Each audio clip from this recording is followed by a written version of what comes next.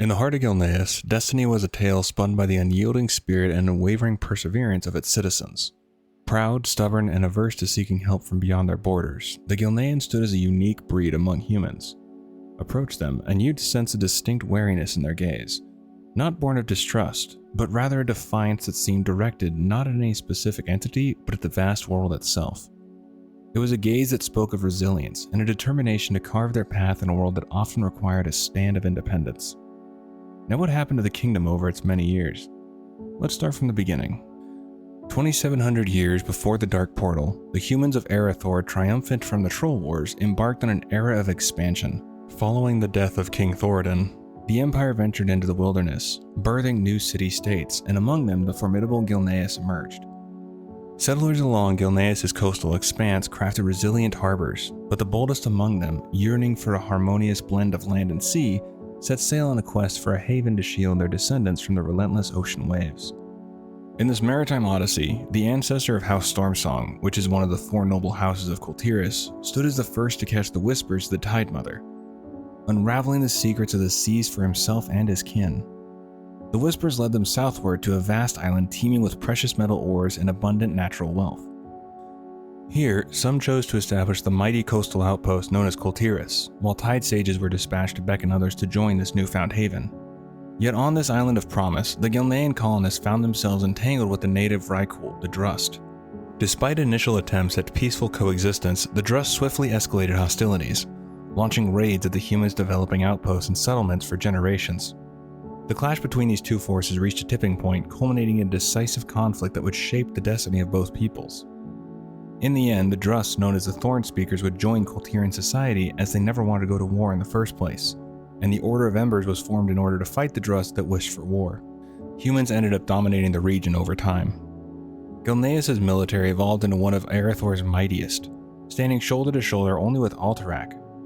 Together, Gilneas and Alterac orchestrated grand expeditions, forging alliances to fortify Azeroth's borders and extending their reach to the dwarves and gnomes of Khazmodan. As Strahm's influence dimmed, the power of Gilneas and fellow city-states ascended, shaping distinctive customs and beliefs. What were once modest trading posts and cities blossomed into independent city-states, gradually becoming more distant and self-contained over generations.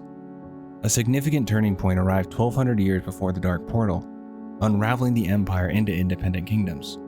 Faced with the naval dominance of Kultiris, Gilneas recalibrated its focus. Instead of maritime pursuits, it directed efforts towards strengthening its land-based armies and enhancing trade prowess. 75 years before the First War, Stormwind sought aid during the Null War, but Gilneas, among others, declined, viewing Stormwind as self-sufficient. Now under King Archibald Greymane's rule, who is Gen's father, Gilneas entered its industrial age, transforming into a potent middle power, capable of standing shoulder to shoulder with Kultiris and Stromgarde. Gen Greymane, inheriting the throne, continued his father's legacy, steering Gilneas towards progress. In the aftermath of the First War and the devastating fall of Stormwind, which saw the assassination of King Lane Wrynn, a beacon of hope emerged in the form of the Council of Seven Nations. Conceived by Sir Anduin Lothar and King Tyrannus Menethil II, the council aimed to rally the kingdom against the looming threat of the Orcish horde. However, convincing Gilneas and Alterac proved to be a formidable challenge, thanks to the deceptive antics of Deathwing. Disguised as a human noble named Davil Prestor, Deathwing sowed seeds of doubt in Lordaeron, spinning tales that dismissed the Orc threat as mere fabrications. These stories gained traction, overshadowing Stormwind's desperate pleas for aid. King Gen Greymane and King Aiden Paranold of Gilneas and Alterac respectively remained skeptical, harboring suspicions that there was more to the situation than met the eye. Even when refugees from the Orc-conquered Khazmodan, including gnomes and dwarves, sought refuge, the resistant kings held firm. Fearing a loss of regional power through alliance, they staunchly resisted calls for unity, causing a rift in the council. Tensions escalated to the point where Gilneas and Alterac contemplated abandoning the alliance altogether. In this precarious situation, a turning point arrived with the entrance of Turalyon, a revered priest from Lordaeron. Turalyon took Varian by his side and told people to put aside their differences and realize that they had the chance to prevent cities from burning and prevent more children from becoming orphans like Prince Varian, if they survived at all. Noting that the Orcs were not merciful people, he argued that the kingdom stood at a crossroads. If they failed to unite and stand against the Orcs, history would remember humanity as a people too proud to stand together and fight for what needed to be done. A people who had a chance to save Azeroth, but instead threw it all away over politics and illusions of power. His impassioned and charismatic plea for unity resonated with even the most doubtful members of the Assembly. His words bridged the divides, and the Council unanimously voted to establish the Alliance of Lordaeron, uniting all the human kingdoms against a common foe. As the Second War loomed, Gilneas had firmly etched his place on Lordaeron's political canvas. King Greymane, confident in Gilneas' strength, wasn't an ardent supporter of the alliance. Convinced his own armies could handle any threat, he dispatched a token force to maintain trade relations with other kingdoms. In a bid for leadership, Greymane proposed himself as the supreme commander of the alliance, citing Gilneas' vulnerable southern position. He argued that if the Horde wasn't repelled, his kingdom would be the first to fall. When the war erupted, Greymane held his armies in reserve until the enemy breached his borders. Only then did he engage in combat against the Orcs, with some Gilnean soldiers joining Anduin Lothar's forces in Hillsbrad and the hinterlands. Following the Horde's defeat, Turalnian spearheaded Eastern Kingdom's reconstruction, uniting rulers to pool resources. However, Gilneas' alliance euphoria waned.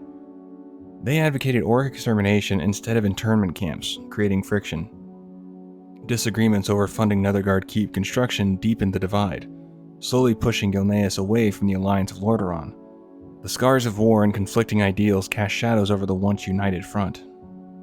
Amidst the turmoil of Alterac betraying the Alliance and allowing the Orcish Horde to freely move through Aiden Paranold's kingdom, Isildur Paranold sought refuge in Gilneas, escaping the clutches of Alliance troops as they were occupying Alterac at the time.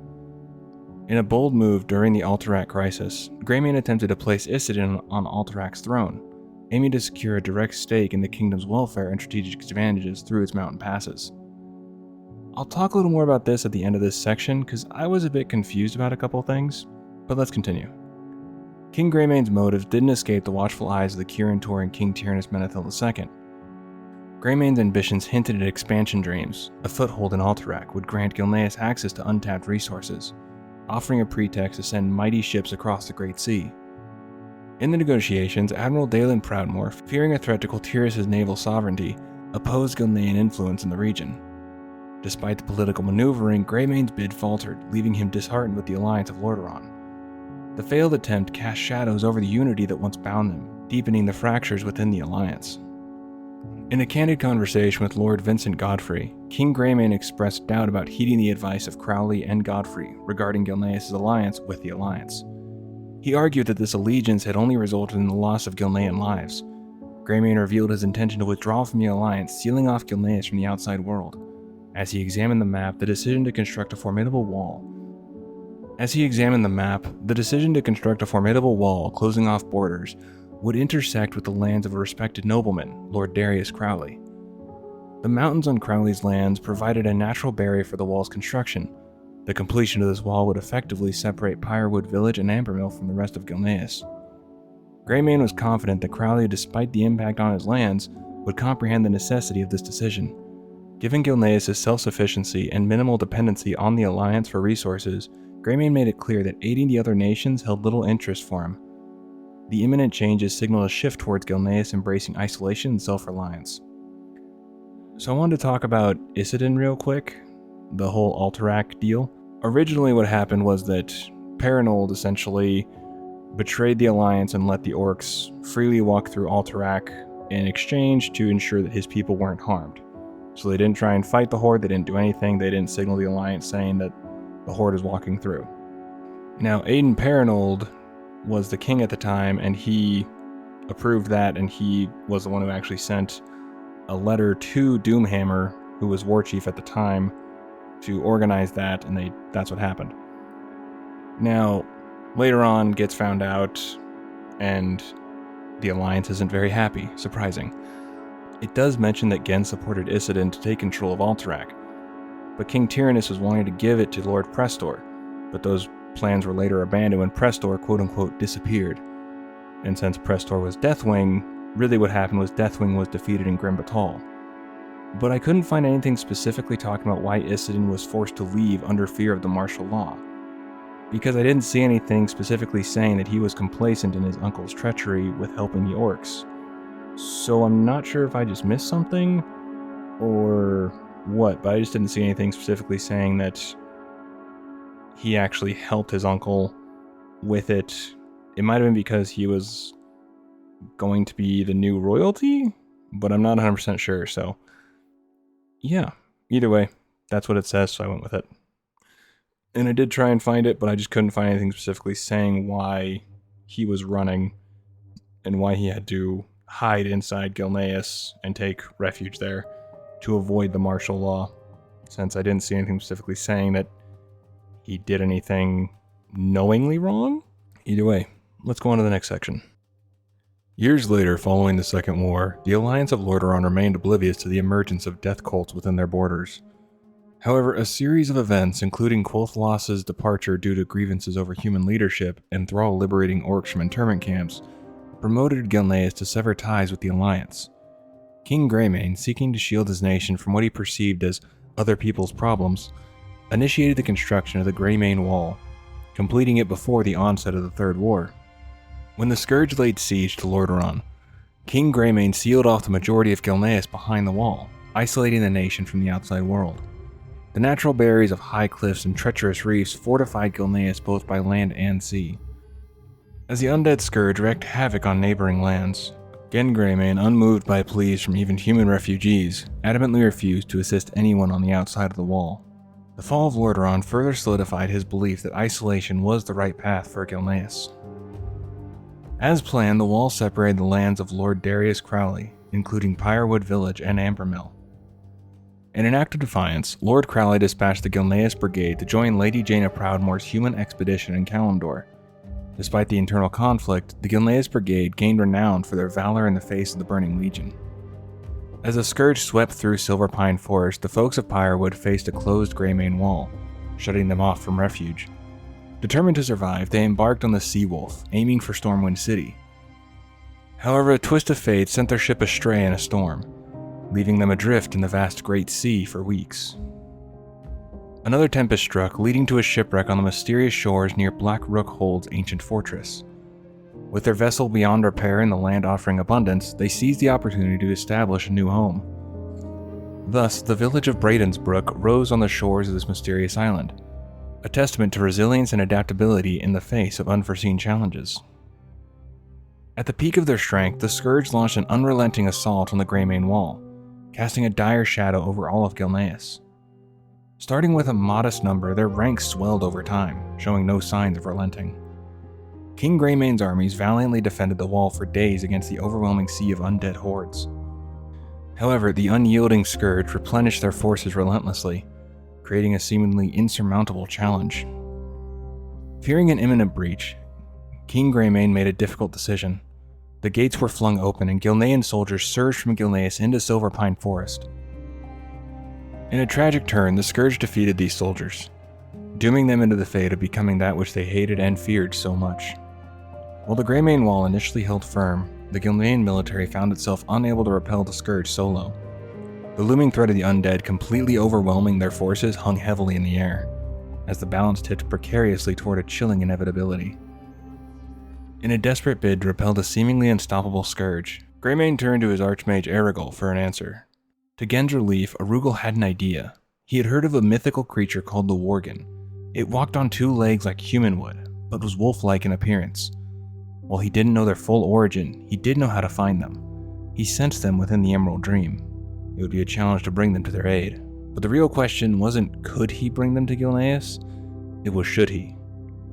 Greymane was warned of the beast's unruly nature, but he saw no other option and they seemed like his only hope to fight the Scourge that were pounding down his gate. As chaos ensued, the Worgen extended their attacks to other humans in Silverpine Forest. In response, King Greymane recalled his troops and permanently sealed the Greymane Wall's doors. Unfortunately, some retreating soldiers, now infected, secretly spread the Worgen curse. Over the years, tales of strange attacks and mysterious disappearances multiplied. Fear gripped Gilneas as the curse, facilitated by the secretive wolf cult, insidiously eroded the kingdom's humanity. The wolf cult saw the curse as a gift. They called it the Purity. In an effort to save Gilneas, King Greymane traded one monstrous enemy for another. For an extended period, King Greymane enforced strict isolation, closing all ports and forbidding attempts to leave. This left sailors and people from other nations stranded within Gilneas, including the infamous Brashtide crew of pirates. Occasionally, Gilneans locked out of their homeland surfaced in distant lands, like Baron Longshore, captain of the pirate ship Heedless in the Northern Barrens, or the notorious murderer Stalvin Mistmantle in Duskwood. The tale unfolds as a saga of isolation, unexpected consequences, and the haunting specter of a spreading curse. Gen Greymane and Lord Darius Crowley, who were once close friends, found themselves on opposing ends due to Greymane's unwavering isolationist stance. This ideological clash birthed a bitter feud between the factions known as Rebels and Royals. The Northgate Rebellion ignited the spark, with Crowley's rallying disgruntled Gilneans labeled as both terrorists and traitors by Loyalists. In a dramatic attempt to depose King Gen, Crowley's armed supporters stormed Gilneas City, triggering a brutal civil war that tore the nation apart. The critical point was when Crowley's forces, after setting the capital ablaze, faced fierce resistance from Greymane loyalists. Despite breaking through the city's defenses, the rebels couldn't overcome the determined opposition. The aftermath saw Crowley and other leaders imprisoned for high treason within Stoneward Prison. After the failed coup and Crowley's incarceration, remaining rebels slipped into hiding, leaving weapon caches scattered and undiscovered throughout Gilneas. While Greymane reclaimed uncontested rule, the kingdom bore scars of the internal strife, weakened and vulnerable. In the shadows, the wolf cult led by Alpha Prime infiltrated Gilneas, terrorizing its forests. Keen to avoid panic post-Civil War, Greymane and nobles organized secret hunting parties during full moons in the Blackwald, targeting feral worgen. Despite these efforts, the worgen persisted, haunting Gilneas for years and isolating Gilnean harbor towns from support from the rest of the kingdom. The legacy of the Civil War and the lingering threat of the wolf cult cast a shadow over the once unified kingdom of Gilneas. Following the Third War, refugees guided by Dalen Fordright sought sanctuary in the kingdom. However, their hopes were dashed by the impenetrable Greymane Wall, leaving them stranded. These survivors, spared during the Scourge onslaught, faced a grim fate at the hands of the Forsaken and the Worgen of Shadowfang Keep before Gilneas fell. Haunted by guilt over the Worgen's rampage, Erigol, driven to madness, embraced them as his own and withdrew to Shadowfang Keep. He actually referred to them as his children. There, he cast a curse upon Pyrewood Village's remaining residents, transforming them into Moonrage Worgen every night, reverting to human form with the break of dawn. Efforts to rid Silverpine Forest of Worgen led to the Forsaken eliminating Pyrewood Village, seeking aid from Horde adventurers to dismantle its ruling council of Pyrewood. With the fall of the council, the Forsaken was able to take control of the town. Now, one character I want to talk about before we dive into Kata is Alpha Prime. He isn't in the game, but he is in the comics called Curse of the Worgen, and he is mentioned in the lore for Gilneas, so I thought it was good to cover him. He doesn't have an extensive backstory, but I think it is important since he is known as the first Worgen. Now we start back in the War of the Satyr. In the wake of the Great Sundering, R'hllor found himself in the thick of the War of the Satyr, standing shoulder to shoulder with his closest companion Arvel, and the resilient Night Elves, including Belisra Starbreeze. Their battleground was a lush expanse of Ashenvale, where the shadows of satyrs cast a looming threat. As the conflict unfolded and losses mounted, R'hllor found himself at odds with Malfurion Stormrage. The source of contention was the deployment of the Pack Form, a power that R'hllor believed could tip the scales and bring an end to the war. A heated debate ensued, driven by the desperate desire for strength in the face of adversity. The tides of disagreement turned into a tempest of hatred when tragedy struck. Arvel, bound by a promise to Malfurion to refrain from using the Pack Form after a loss of control, fell victim to satyr brutality. Unable to unleash the transformative power, Arvel became a defenseless target. The devastating loss of Arvel, beloved by Belisra, cast a heavy shadow over the once steadfast companionship, leaving scars that ran deep.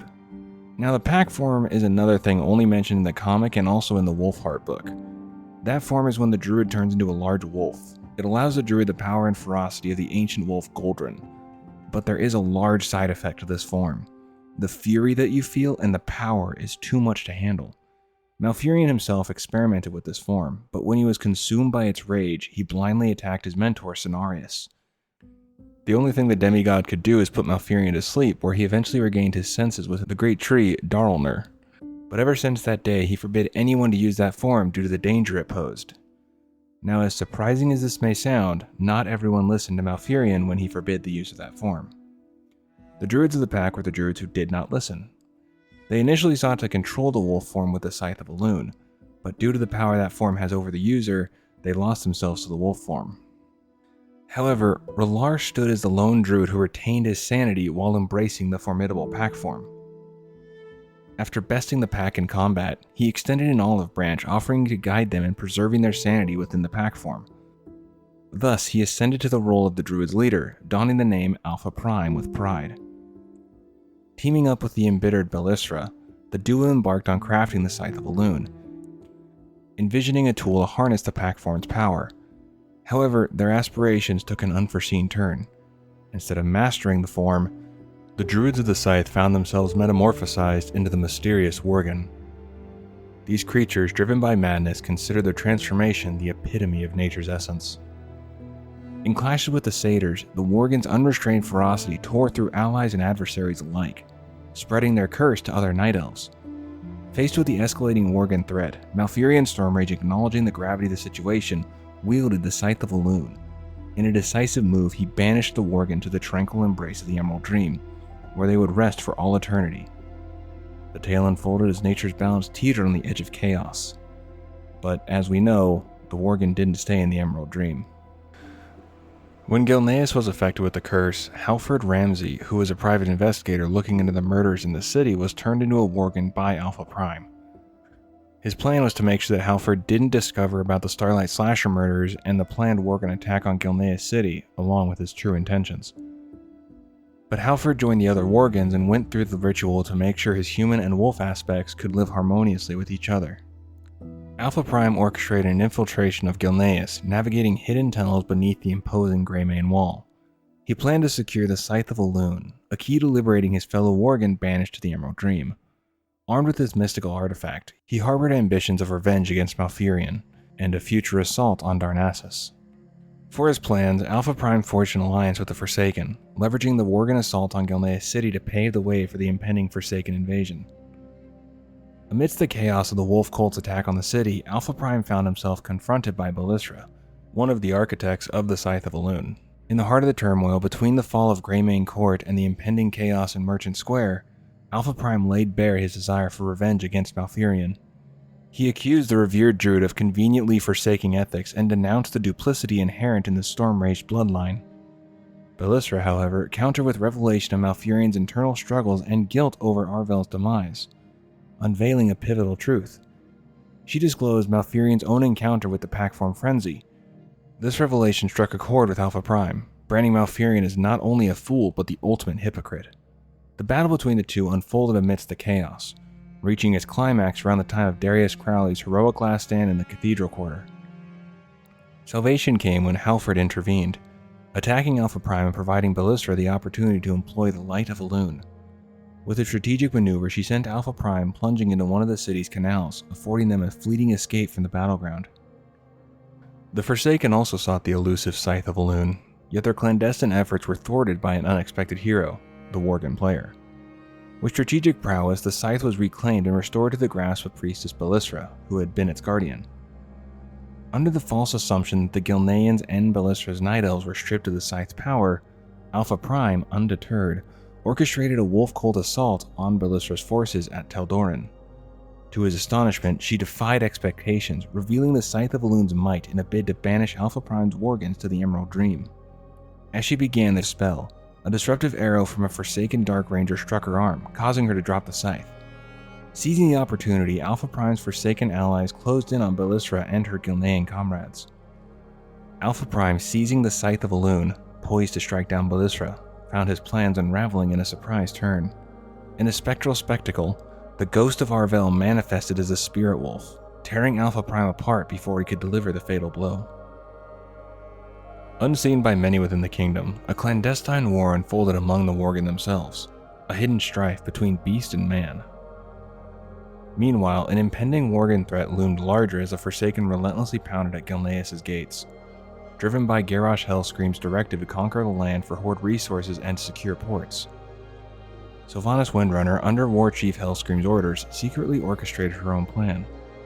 Beyond the conquest, she sought the elusive Scythe of Elune, an artifact capable of summoning docile Worgen that could potentially spread their curse to humanity at large. Days preceding the Wolf Cult's assault, King Gen Greymane took action. Concerned about escalating attacks, including the mysterious Starlight Slasher murders, he directed his son, Prince Liam Greymane, to bolster the military presence across Gilneas.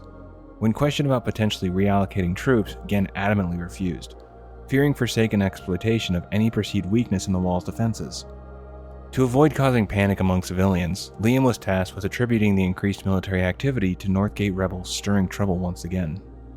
As the Worgen launched their fateful attack, the capital descended into chaos, locked down in a desperate bid for survival. The Greymane court, the first bastion, succumbed to the cunning leadership of Alpha Prime, orchestrating the relentless assaults across the city. Notably, the Bloodfang pack, nursing deep resentment for Gilneas, joined the ranks. Ivar Bloodfang's statements revealed a lingering bitterness over Gilneas abandoning and leaving them to perish beyond the Greymane wall. After the fall of Merchant Square, King Gen took a decisive step. He ordered the release of Lord Darius Crowley and the Northgate rebels from Stoneward Prison. These former adversaries, shedding the baggage of Civil War grudges, agreed to collaborate. Crowley's forces, armed with hidden artillery stashes, joined Greymane's efforts. As the survivors regrouped at the Greymane court, Crowley and his men bravely accepted a daunting mission, drawing as many Worgen as possible to the Cathedral Quarter, providing a distraction for the evacuation to Duskhaven. While civilians quietly left the capital, rebels valiantly fought until overwhelmed, succumbing to the Worgen curse in Light Dawn's chapel.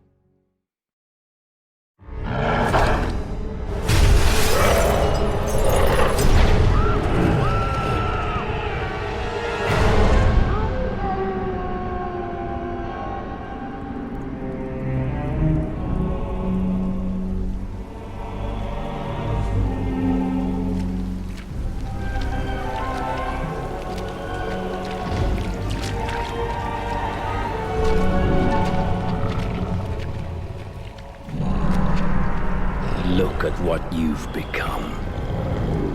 Those cursed beasts. They've left you nothing more than just another wretched mongrel.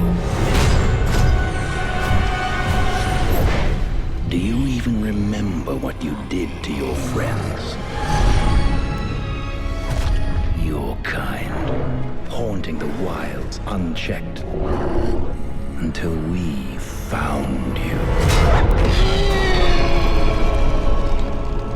They've kept you alive because they still believe you can be saved. To which I must ask, is there even a shred of humanity left within you?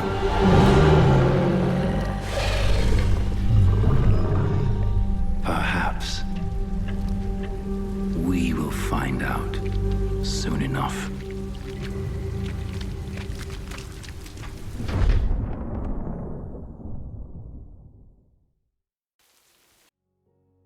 In Duskhaven, royal chemist Krenin Aranus exhibited a remarkable skill, temporarily restoring sanity to captured feral Worgen with his potions. Simultaneously, guided by the night elf Belisra Starbreeze, a secret counselor to Greymane, many Worgen sought refuge in Tal'Daren within the Blackwald. There, they engaged in the ritual of balance, striving to master their curse and achieve harmony between their human and wolf aspects. The Genlean's respite didn't last long thanks to the sudden arrival of the Cataclysm, which wreaked havoc on the protective reefs shielding Gilneas from the sea. The once impregnable Greymane wall crumbled under the cataclysmic forces, opening the gates for the Forsaken to infiltrate Gilneas from both Silverpine and Duskmist Shore. As the Forsaken onslaught unfolded, the southwestern expanse of Gilneas succumbed to the relentless sea, engulfing Duskhaven in its destructive embrace. In the face of the initial breach, the resilient military held their ground at the Greymane wall, armed with muskets, burning oil, flaming arrows, and aided by recently cured Worgen on the walls. They valiantly resisted the Forsaken's advance. They evacuated to Greymane Manor during the seismic turmoil. Gilnean survivors sought refuge in Stormglen Village. Meanwhile, King Gen Greymane and Lord Vincent Godfrey embarked on a crucial journey to Tal'Daren. Their mission, to implore Darius Crowley and other Worgen healed by Night Elves to join forces against the Forsaken. Despite Lord Godfrey's authoritarian stance, Crowley hesitated until Greymane, revealing his own succumbing to the Worgen curse, appealed as a friend rather than a king. United by a cause transcending Gilnean law, they forged an alliance against the Forsaken, setting the stage for a collective struggle that surpassed political divides. In the fierce battle for Gilneas City, Prince Liam led the Gilnean forces, carving through the capital to dismantle the Forsaken stronghold. Converging with Lord Crowley's Worgen forces around Stoneward Prison, they confronted and defeated the menacing flesh beast Gorrot. The tide began to turn against Sylvanas, prompting a desperate move. She aimed a poisoned arrow at King Gen. In a selfless act, Liam leaped in front of the bowshot, sacrificing himself to save his father and liberate the city from Forsaken control. Liam! No! As the dust settled, revelations unfolded, learning of the Forsaken's intent to unleash the new plague on the capital. Gen faced a challenging decision. Respecting his son's wish to prioritize the safety of their people, he chose not to pursue Sylvanas. The evacuation plan took shape, guiding everyone to safety through the hidden Undertaker's Pass, leading to Aldrich's Repose. The aftermath echoed with sacrifice, unity, and the resilience of a people determined to secure their future. May the light bless the spirits of our ancestors, for they've chosen to allow my son to rest upon this holy ground. It is here, surrounded by the heroes and patriots of Gilneas, where he belongs. You were a true man of the people, Liam. Unlike any royal I've ever met. We'll make them pay for this. Gilneas will remember your courage forever, Liam. We'll return, Liam. I swear this to you. Upon reaching Kiel Harbor, a glimmer of hope emerged on the horizon. A fleet of Night Elven ships gracefully approached the coast. Once again, the mysterious allies from across the sea had arrived to extend a helping hand to Gen Greymane and his overwhelmed people. True to Ballistra's promise, the Night Elves not only brought ships but also presented an offer of sanctuary in their lands. Despite facing relentless assaults from the Forsaken and their Horde allies, the determined survivors secured the port. Every Gilnean who weathered the storm of adversity boarded the transport ships, while a resilient contingent led by Darius Crowley stayed behind to form the Gilneas Liberation Front. Admiral Nightwind steered the remaining survivors to safety at Rut Theron village in Darnassus. Fueled by the relentless curse and looming Forsaken threat, Gilneas found itself embraced by the Alliance once again. A profound debt of gratitude was owed to the Night Elves, whose intervention played a pivotal role in healing the minds of those ensnared by the Worgen curse. As the civilian populace sought refuge in Teldrassil, the Kaldorei generously granted asylum within the Howling Oak, a symbol grown by Night Elven druids from a seed originating in Gilneas. This oak stood not just as a testament to the hardships endured by the Gilneans since the kingdom's ruin, but also celebrated the remarkable resilience and accomplishments of their people in the face of adversity. After finding refuge in the embrace of Teldrassil's woods, the Gilneans settled into a rustic existence while a secluded clearing awaited those seeking the ritual of balance. The official embrace of Gilneas into the Alliance hung in the balance, contingent on the approval of other Alliance representatives. King Greymane stepped into the limelight during the welcoming banquet in Darnassus, acknowledging the grave error of isolating his kingdom behind walls, a costly mistake. Grateful for the Alliance's second chance, he expressed his heartfelt thanks. While the Alliance dignitaries appeared receptive to Greymane's apology, tensions escalated with the arrival of King Varian Wrynn, whose words hinted at Gilneas being seen as cowardly and weak. Despite the insults hurled at him and his people, King Greymane maintained his composure, attempting to convince the Stormwind King that Gilneas had undergone a transformation and was now poised to be a steadfast supporter of the Alliance. However, Varian distanced himself, nursing the bitterness stemming from Gilneas' perceived betrayal during the Third War's darkest hours. In the grand meeting between Gen Greymane and Gilneas' envoys and the Alliance delegates, a strategic decision was made to showcase Gilneas as a potent ally rather than a burden on the faction. The Gilnean military, standing tall with their king, paraded in synchronized formation, proudly brandishing the banner of Gilneas and playing their anthem.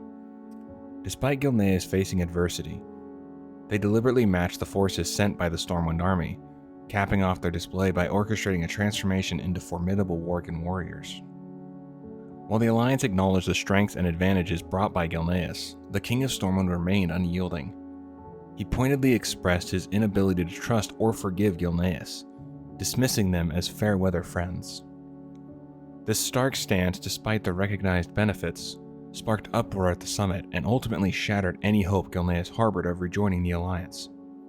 During this time, and before the final battle in Ashenvale, Varian went through the ritual of balance as well to control his rage. Through those trials, Varian learned that he was Goldrin's champion, and finally got control of his rage to where he would work with Gen and the Gilneans. There is more to it, but I'll cover Varian in his own video in the future, but that's the very short version of it. During the conflict in Ashen Vale, as the Horde, led by Garrosh Hellscream and accompanied by formidable Magnetar, advanced into the region, the Gilnean forces rallied to the aid of King Rin. Together, bolstered by Worgen reinforcements and guided by Varian's leadership, they staged a decisive counterattack that shifted the tide of battle. Under Varian's command, the Alliance successfully repelled the invading army. In the aftermath, recognizing the valuable contribution of the Worgen, Varian advocated for a second Alliance summit. The proposal for the Worgen's induction into the Alliance was put to a vote and officially approved. Addressing the gathered leaders, King Varian acknowledged the rising threats challenging their hard-won peace. With the Worgen standing united with the Alliance, Varian expressed confidence that they would prevail honorably against any challenges that lay ahead. Now aligned with the Alliance, Lord Crowley and his steadfast Worgen warriors of the Gilneas Liberation Front reignited their conflict against the Forsaken, pushing deep into the northern reaches of Silverpine Forest. Their successful seizure of Pyrewood Village served as a strategic foothold, even though Sylvanas' forces later reclaimed it amidst tenacious resistance.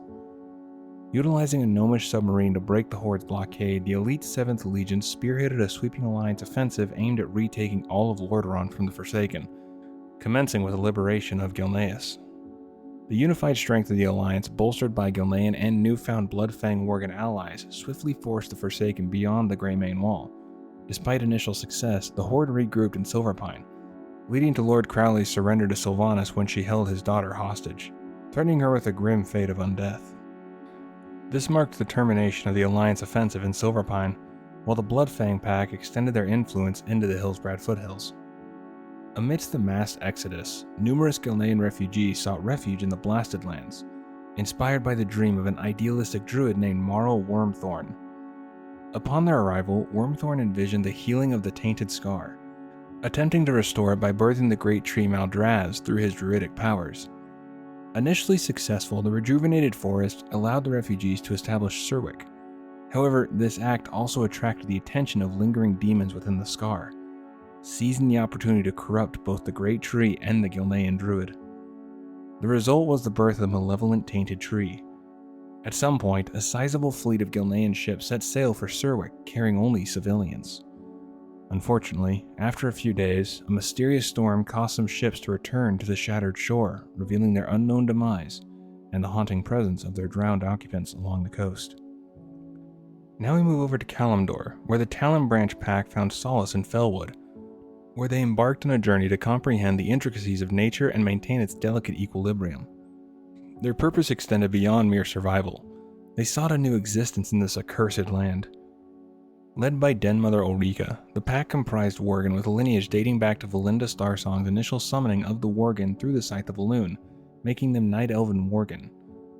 Alongside them were Gilneans who endured the collapse of their kingdom.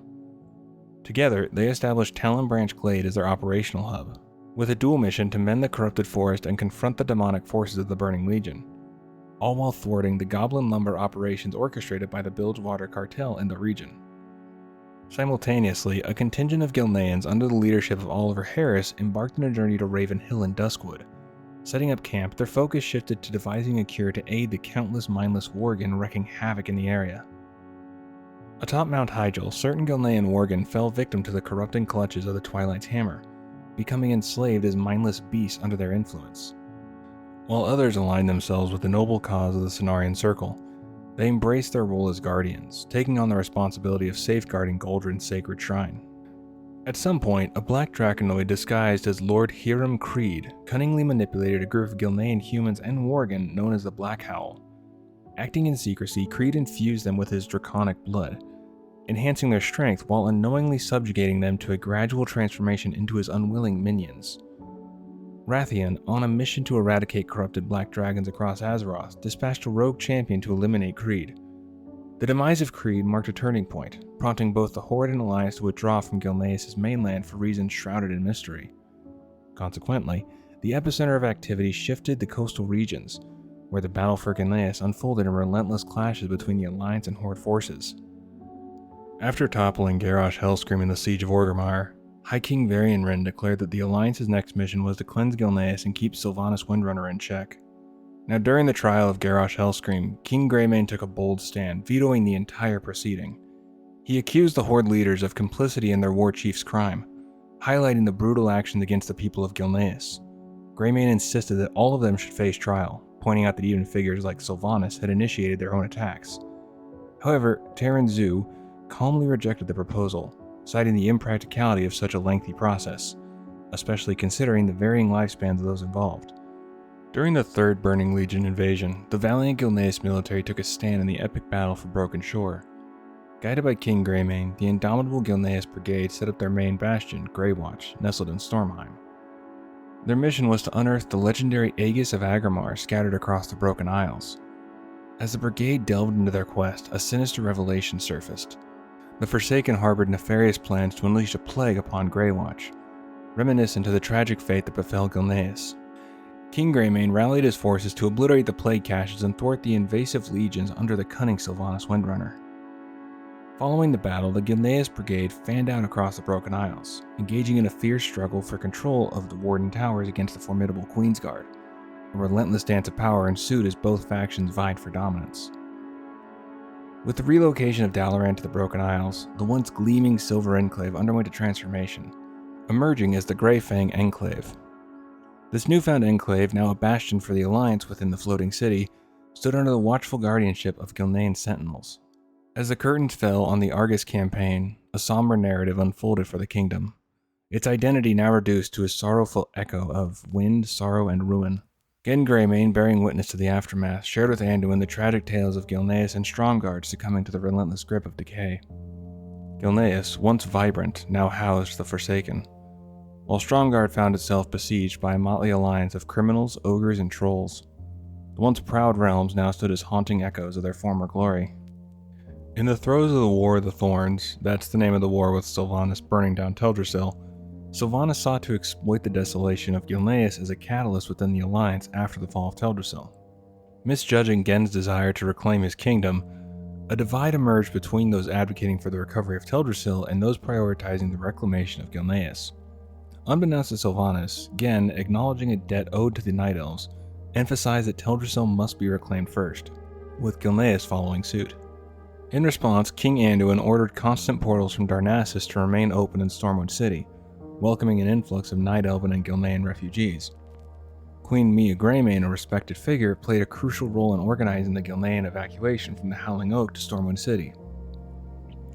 All Gilnean refugees were safely relocated before the onset of the fire, settling around Olivia's Pond.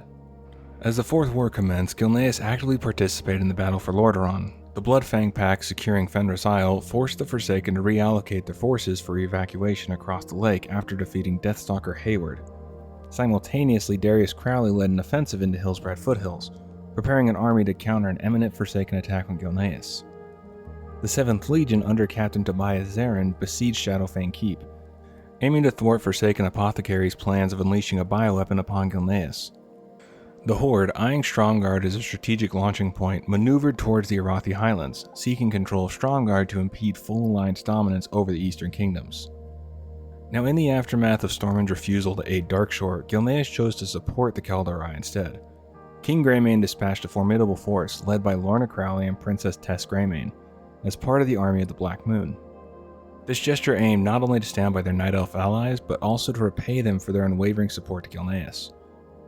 During the Battle of Dazar Alor, King Greymane led his Gilnean soldiers against Orc Grunts and Zandalari allies at the port of Zandalar.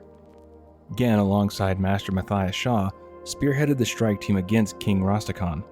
Subsequently, during the battle at the Gates of Orgrimmar, High King Anduin Wrynn entrusted Gen and his troops with the mission to flank the Orcish city, leading to the successful capture of the Western Gate.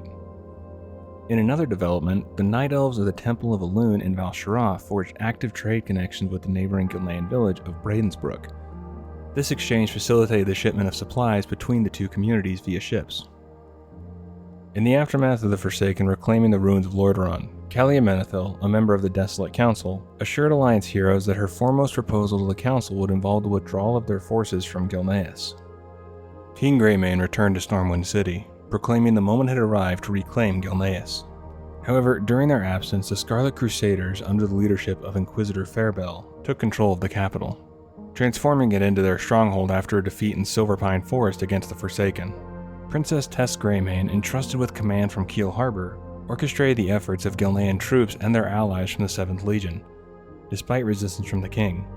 Tess sought support from unconventional sources such as Lillian Voss and Callia Menethil from the Desolate Council. They are here to help us retake Gilneas, Father. They are the reason we were driven out. Have you forgotten? Again, it's Callia Menethil, not some mindless scourge. Let her speak. The Forsaken know the Scarlet Crusade better than anyone, King Greymane. You have little reason to trust us, but I give you my word. As a Menethil, we only wish to return what rightfully belongs to you. Tess, every time I look at them, I see your brother's face. I can't.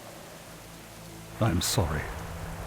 But perhaps you can show me the way. Similar to the undead, the Scarlet Crusade branded the Worgen as cursed monsters and heretics to be purged from Azeroth. They received orders to exterminate all Worgen on sight, even resorting to exhuming bodies in Aldrich's Repose to incinerate their bones and cleanse them in the light. This horrific act had to be stopped by any means necessary. The Scarlet Crusade wasn't going to get away with defiling the sacrifice of Gilneans made in their homeland. They had to be left to rest. While the Forsaken created a diversion, the Allied forces utilized Undertaker's pass to infiltrate the capital. After eliminating the most experienced Crusade forces, Tess swung open the gates of Greymane Court. Battles erupted across the capital, with the most intense clashes occurring in the Cathedral Quarter, where Gilneas confronted formidable zealots and their leader. The pivotal moment came with the defeat of Inquisitor Farabelle in Lightstone Cathedral. Gilneas was reclaimed by its people, and true to their word, the Forsaken withdrew. In the aftermath, King Gen engaged in a profound conversation with Princess Tess.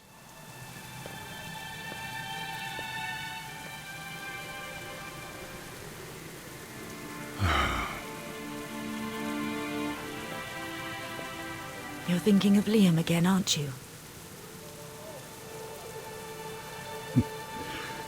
You always could see right through me. You never really healed after you lost him. After you lost Gilneas. Tess, I see you, Father. Always hiding from your pain. It's why you built that wall in the first place. And why you took Anduin under your wing.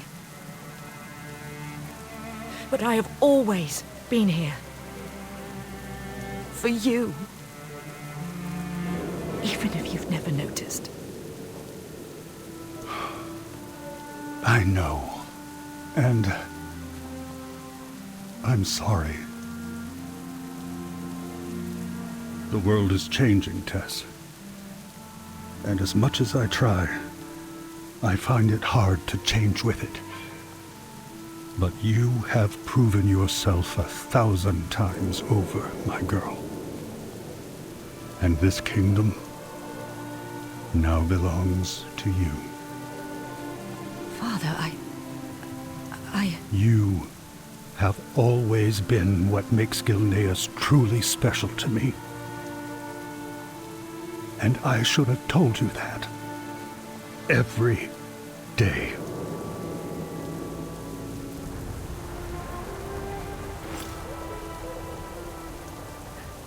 I wish I could take your pain away. Only time will do that, my dear. But we have time now. Thanks to you.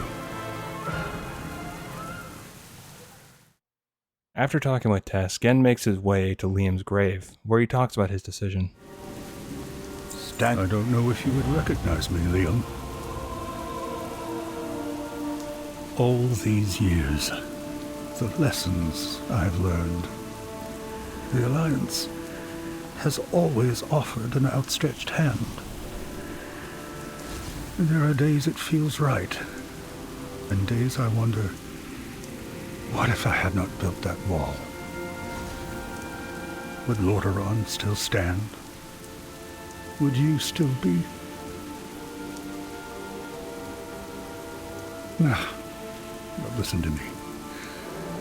The ruminations of an old man. You did not live long enough to regret, as I do. Your sister will lead the kingdom now. No one could be more proud of her than your mother and I. Except, perhaps, you. Rest well, my son. Gilneas is in the best of hands. Now, I figured I'd talk about the Worgens, and there might be a couple places where I repeat myself a little bit from before, but I tried to make sure it wasn't much. In the ancient days, within the fierce conflict between Night Elves and demonic satyrs in Kalimdor, a group of druids delved into a formidable, albeit challenging, shape that epitomized the ferocity of the wolf ancient Goldrin. Guided by R'hllor Fangfire, these druids of the pack aspired to reign in the untamed fury embedded in their chosen form. In pursuit of control, they willingly subjected themselves to the arcane energies of the Scythe of Elune, a mystical relic forged from Goldrin's Fang and the Staff of Elune. However, instead of quelling the druid's fury, the weapon wrought a profound transformation upon R'hllor and his followers, morphing them into Worgen, savage humanoids ensnared by their own primal instincts. Engulfed in an uncontrollable rage, R'hllor's druids, now Worgen, recklessly wreaked havoc on both ally and adversary in their clash with the satyrs. Night Elves wounded by these unruly creatures fell prey to a relentless curse, compelling them to transform into Worgen themselves. Striving to halt the rampant spread of the affliction, Archdruid Malfurion Stormrage sorrowfully banished the Worgen into the Emerald Dream, where they would slumber peacefully for all eternity. Throughout the passing years, the Scythe of Elune found refuge in Ashenvale, fading into obscurity along with the Druids of the Scythe, the original Worgen. Their existence became a mere whisper in the books of history, with Fandral Staghelm's journal serving as the lone remnant of their forgotten tale. Before their resurgence, the Wolfmen lingered in human folklore as Worgen, existing only in hushed tales and fanciful stories of old.